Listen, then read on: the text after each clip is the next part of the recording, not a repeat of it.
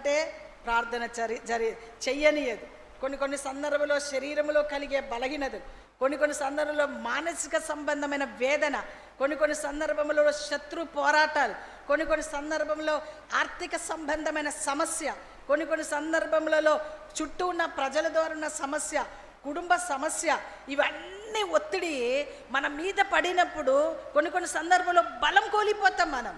అయితే మన వాటితో యుద్ధం చేయడానికి దేవాది దేవుడే బలము ధరింప చేయునుగాక.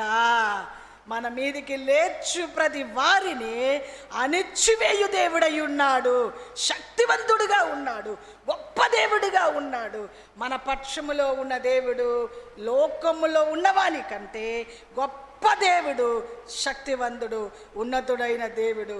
కాబట్టి దేవుడు మనకు బలం ధరింప చేసే దేవుడు. విస్తారమైన సైన్యం చేతిలో ఓడిపోకుండా